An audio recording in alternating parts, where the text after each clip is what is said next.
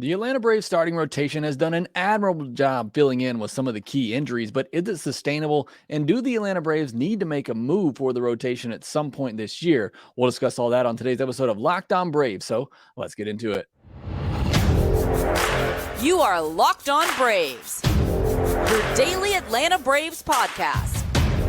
Part of the Locked On Podcast Network, your team every day.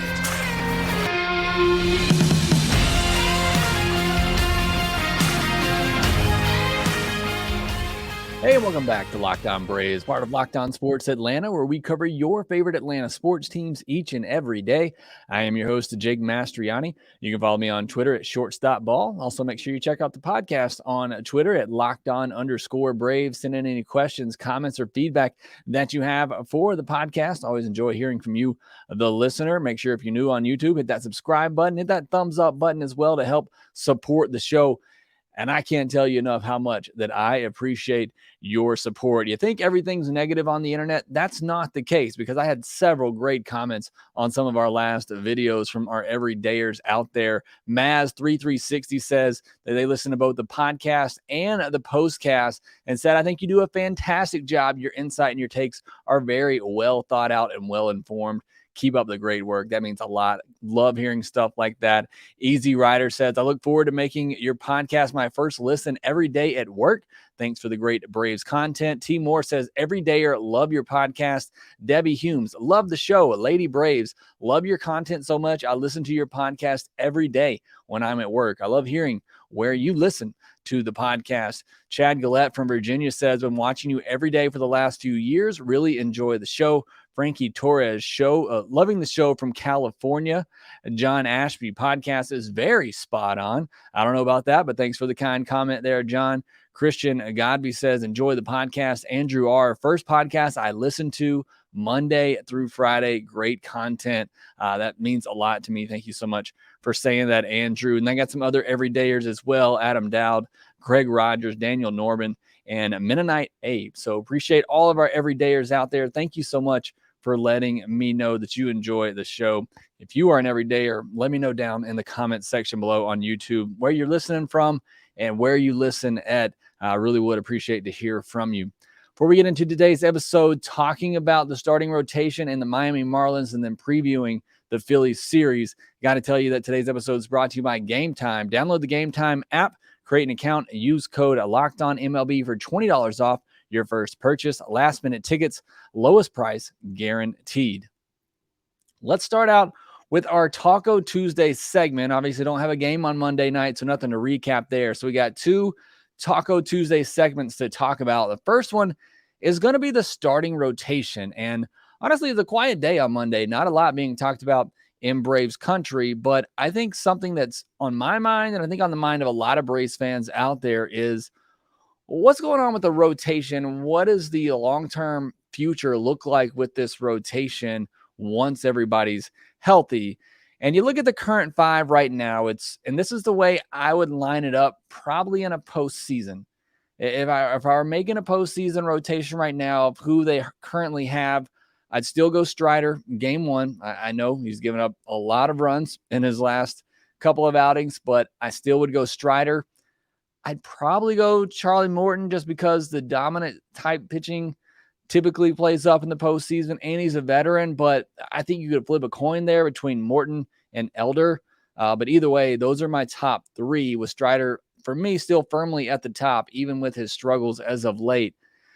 Elder, I don't know what else to say about him. The guy just is getting it done and continues to get it done. And the more I watch him, the more encouraged I become and thinking that this is truly just who he is. Yeah, he may have some starts where he leaves some pitches over the middle of the plate that get hit pretty hard, but I mean, the guy it's a long look at him now that we've had of success. So for me, those are easily my top three at the moment. I mentioned this the other day. I'm already putting AJ Smith-Shawver ahead of Jared Schuster. I'm down on Jared Schuster. I think he's been solid. He's done everything that you need him to do, but he is a fifth starter, and I don't see much upside past him being a fifth starter, while AJ Smith-Shawver is still very young, and he's certainly going to have his bumps along the way. I just think there's more potential there. So I would have him ahead of Jared Schuster. So my starting 5 right now, Strider, either Elder or Morton, AJ Smith-Shawver, and Schuster.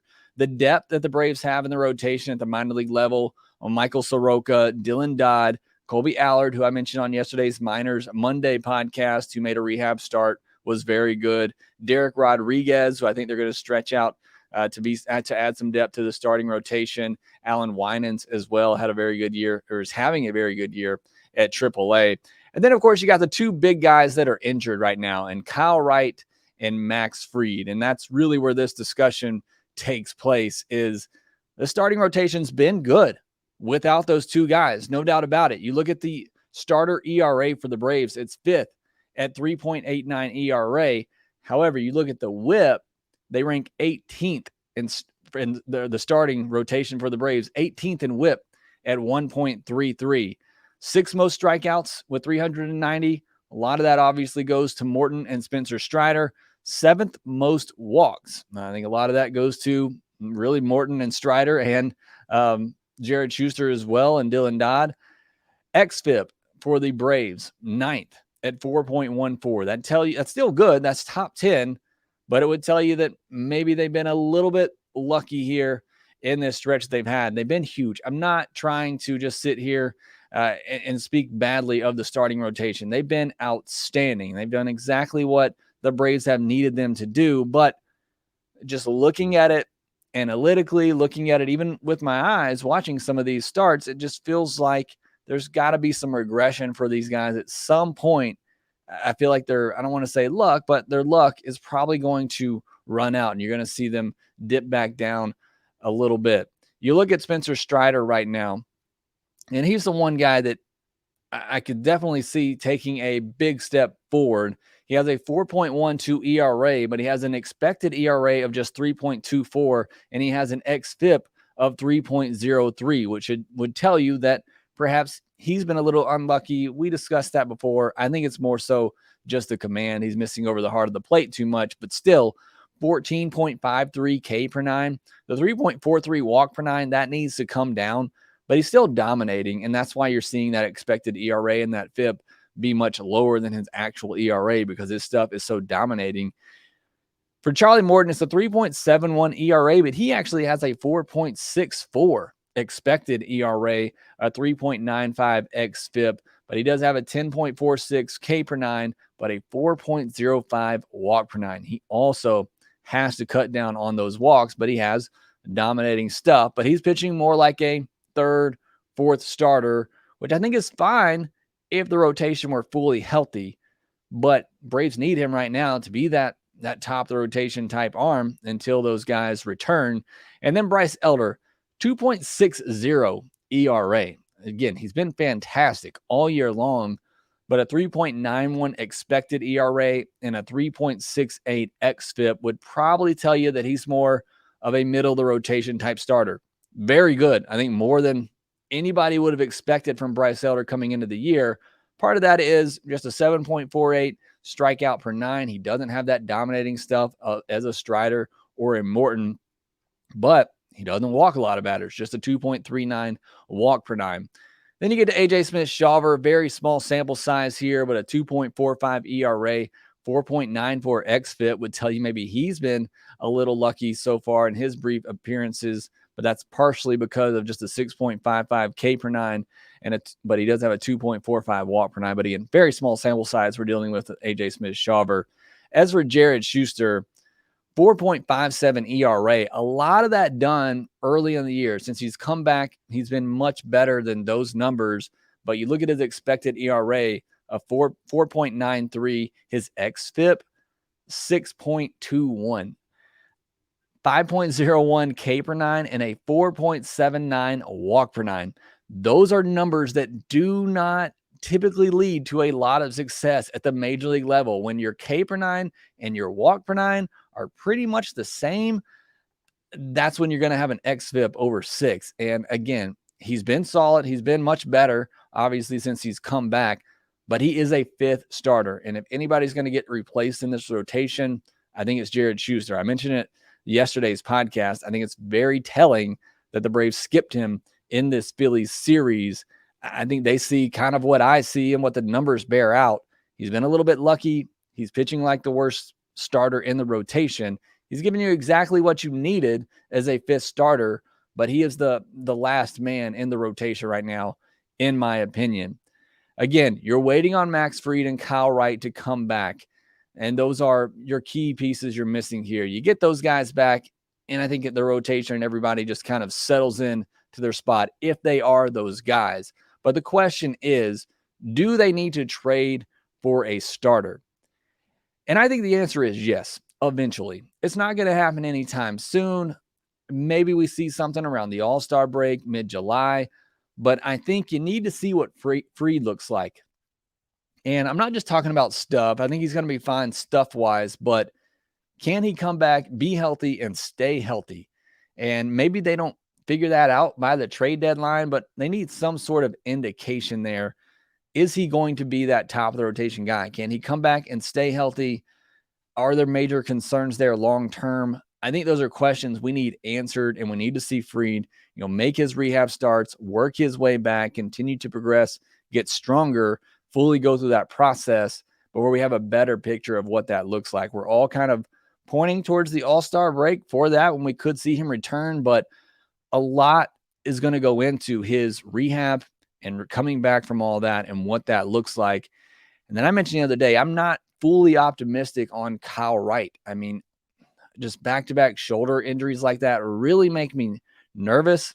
I know he's working his way back as well, but again, that one more than Max Fried really kind of concerns me. But if he comes back and he is a Kyle Wright, then obviously, I mean, you're plugging in a good, solid middle of the rotation pitcher, perhaps more than that with what he did last year. So obviously those are two big pieces, but I still think they likely need to go out and get another veteran. Nothing major, no major blockbusters here. I don't think they'd go after a Marcus Stroman or whatever's going to be the top starting pitcher out there on the trade market. But you get a mid back of the rotation starter, somebody that is an upgrade over a Schuster, maybe even over an AJ Smith-Shawver if you have to put an innings limit on him.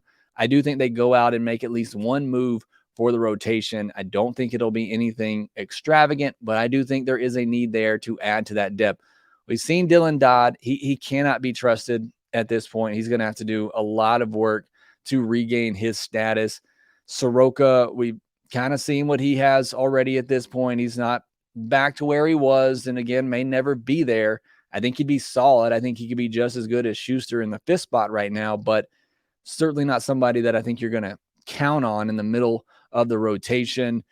Colby Allard, he's a back of the rotation guy. Derek Rodriguez, he would be back of the rotation. Alan Winans, I think he's still a back of the rotation guy. So again, you don't really have a lot of upside here with your depth. I think you'd have to go out and trade for somebody that could be that third, fourth starter, give you some innings and some quality starts that would be better than those guys. So again, great job that the rotation has done. I'm not taking away from that, but there are signs, and you look at the numbers, that perhaps there will be some regression and they'll need some help, whether it's from Fried and Wright coming back or they need to go on the trade market to add some quality depth there.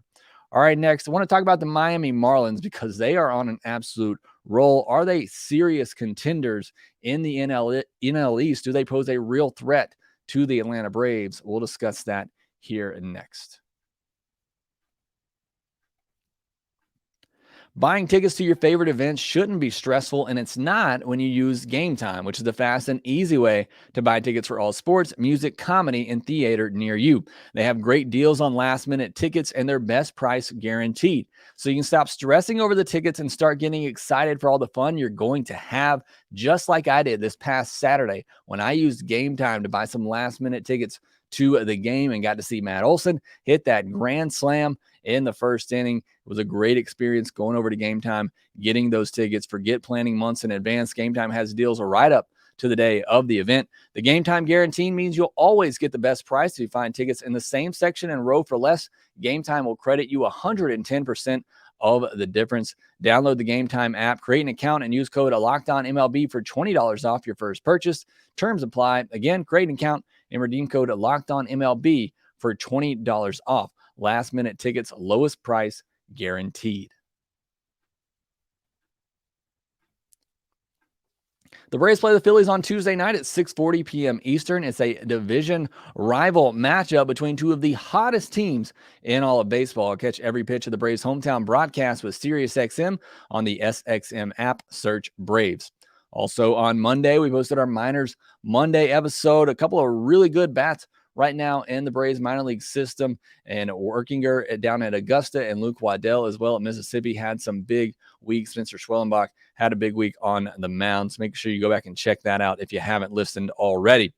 All right, our second Taco Tuesday topic. I want to discuss the Miami Marlins because they're the ones that are creeping on the heels of the Braves right now. I know we got a big series coming with the Phillies, who have been hot in June as well, but we haven't really talked a lot about the Marlins. I don't know if anybody's really taking them seriously at the moment. So how good are the Miami Marlins? Should the Braves be concerned? Well, you look at the numbers, they're 12th in starter ERA, 14th in bullpen ERA. Would tell you they're a middle of the pack pitching staff. 5th in K per nine. They do strike out a lot of batters. 16th in OPS. Moving to the offensive side of things, again, would tell you they're probably a middle of the pack team. 23rd in runs scored, 22nd in home runs. They do play in a pretty big ballpark. 20th most strikeouts, and they take the 4th fewest walks. So just looking at those numbers, and those are somewhat cherry picking, but would not tell you that they are one of the best teams in all of baseball and ready to compete with the Atlanta Braves. So how are they winning games? They're 18-5 in one-run games this year. That is an absolutely absurd record so far. If it's been a close game this year, especially 4 runs or less, the Miami Marlins have won that game. And that's been truly, a big part of their success. Since May 6th, or May 26th, they have a 17-5 record. In that span, they played a 3-game series against the Angels, Padres, A's, Royals, White Sox, Mariners, Nats, and they played one against the Blue Jays on Monday where they absolutely destroyed the Blue Jays 11-0. A lot of a weak schedule for sure that they've taken advantage of, but they've swept the Angels, they swept the A's, they swept the Royals, they swept the Nats. All bad teams with the exception of the Angels, who are above 500, but sweeping the A's, Royals, and Nats, that is taking care of business. And it's exactly what you're supposed to do. It's what the Braves didn't do when they played the A's or when they played the Tigers, even though they did win the Tigers series, but they didn't sweep. The Marlins are sweeping these series against bad teams, and that's what good teams do. And so the Marlins are just taking advantage of the schedule in front of them, and they're winning all of these games. Now, they did lose a series to the Padres and the Mariners in that stretch, but in series where, maybe they're the better team, they have dominated and they have swept. They haven't just won series, they've swept these series. And it's exactly what you need to do when you're a good team trying to make the postseason. And that's exactly what the Marlins have done. Jorge Soler is going off. He's looking like a World Series MVP again. He's slashing 260, 363 with a 560 slug and 21 home runs this year. I know a lot of fans were hoping the Marlins wouldn't be good and they could trade for Jorge Soler, but he is carrying them to a postseason right now. Luis Ariz hitting 400. Best hitters in the game right now, pure hitters right now, is certainly helping them. De La Cruz, Jesus Sanchez, they've turned into solid players, making up a really solid top 4 of the lineup. Yuri Perez, the top pitching prospect in baseball, he's come up and pitched great. They found some really good gems in the bullpen, and Okert Nardi, AJ Puck, who they got in a offseason deal from the A's for JJ Bleday, Scott Hoeing as well. They've got some good arms out there in that bullpen. Their starting pitching, really, you look at the numbers, haven't been as great. Luzardo, ERA over 4, Sandy Alcantara, an ERA near 5. I mean, their starting staff, which is what we thought would be this, the calling card for this team and keep them in postseason contention, it hasn't even really gotten going yet. But again, Yuri Perez has been good, and you figure those guys are, those guys have been solid. But they're all ERAs around 4 or higher. And they don't even have Jazz Chisholm right now, who's supposed to be their best position player, their superstar, cover athlete. And right now, he's not even playing. He is starting a rehab assignment, so we'll see. I mean, there's a chance for them to be even better. I mentioned Alcantara, an ERA near 5. He's better than that. So you could even look at this with the Marlins and say they're overperforming, and they still don't have their two best players going right now, and Chisholm and Alcantara. Reasons to be skeptical. They have had a lot of close wins. You figure that maybe that evens out over the season. Their schedule has been, very soft, and it gets much tougher in August and September. Their July is still very manageable, but they got a very tough schedules in August and September. Only 6 more games against the Braves. Braves are currently 6-1 against them, so they need just one more win to get the tiebreaker for the season there if it were to come down to that. But honestly, this Marlins team is playing like a top 15 team in the league. Like they're one of the better half teams in the league right now, and they're winning close games. They're getting some big performances offensively from guys who weren't expected to do much, but were good prospects in De La Cruz and Sanchez. Soler's having a big year. They got Luis Ariz to help boost their offense, and he's certainly doing that. Again, if Chisholm comes back and can really just add to that, if Sandy Alcantara gets going along with Yuri Perez, they got the bullpen arms. You can see this being a good team. Do I think they're good enough to compete with the Braves? No, I don't, but I think they got a real chance at a wild card. I do think there probably will be some regression. I think when that schedule gets a little bit tougher that perhaps they fade a little bit, but they've set themselves up by not just winning these series against these bad teams like the A's, Royals, and Nats. They've set themselves up to make a postseason run because they have swept these series. They've just taken care of business, what, again, good teams should do. So I would say they are a good team. Again, I don't think they're at the level of a Braves or some of the other top teams in the National League, but I think they're a serious wild card contender and somebody that you have to take very seriously whenever you play them. So watch out for those Marlins. But before we get to that, got to watch out for these Phillies because they've been just as hot in June as well. And Spencer Strider takes the mound on Tuesday night, looking to get on track and looking to take down the Philadelphia Phillies. We'll discuss that here next.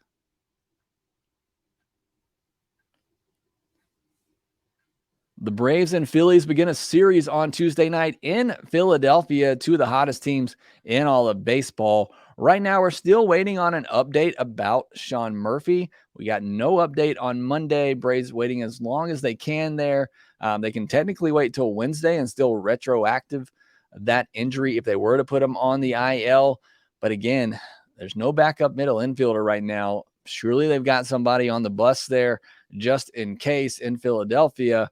But got to make a decision on that pretty soon. I imagine we hear something Tuesday morning. It is Spencer Strider versus Ranger Suarez on Tuesday night. Spencer Strider, as we all know, coming off back-to-back really rough outings, giving up a lot of home runs, missing over the plate with 96 a lot. Need to see him come out and just have a dominating outing. I said this last time and it didn't happen, but I just believe too much in Spencer Strider. He's too smart. He's too good. Too talented not to figure this out. And maybe it's not on Tuesday, but it's going to happen. I said this on the postcast. Somebody's going to pay when Spencer Strider figures this out, and he's going to go on quite a run. Hopefully it starts on Tuesday, a place where I'm sure he would like to put some bad vibes behind after that postseason start from last year. So hopefully this is where Spencer Strider begins his 2023 dominance and continue and gets on a good run here. Obviously want to see that velo back up. Would like to see him hitting 98, 99 more often, reaching back when he needs to. But more so for me, it's just the command and not missing over the plate so much with 95, 96 that'll get crushed by a really good Phillies lineup that is really hot right now. For Ranger Suarez, it is a lefty, which typically means good things for the Braves, but Ranger Suarez has been dominating here lately. He's allowed just 2 earned runs in 3 starts in June over 20 innings, and that includes starts against the Dodgers and the Diamondbacks. So he's not just beating up on bad competition here. It's been a really good run of things for Ranger Suarez, and the last time he faced the Braves, he was just as dominating. Faced Atlanta in back-to-back starts last September and allowed just 1 earned run in 12 innings. He had another start early in the year before that and was very good as well after the Braves got to him the first 2 times they faced him at the beginning of last season. So he is a pitcher that has really come on, and especially against the Braves here lately, he has had their numbers. So the Braves will try to change that, as they've been a really hot offense here lately, and hopefully that continues. Braves play the Phillies on Tuesday night at 6:40 p.m. Eastern in Philadelphia. It's Spencer Strider versus Ranger Suarez. Catch every pitch of the Braves hometown broadcast with SiriusXM on the SXM app. Search Braves. That will do it for this episode of Locked On Braves. Thanks so much for making us your first listen of each and every day. If you're an everydayer, let me know down in the comment section below. Make sure that you follow us on Twitter at LockedOn_Braves. You can follow me at ShortstopBall. Also, make sure that you rate, review, and subscribe to the Locked On Braves podcast wherever you get your podcast, and I will talk to you next time.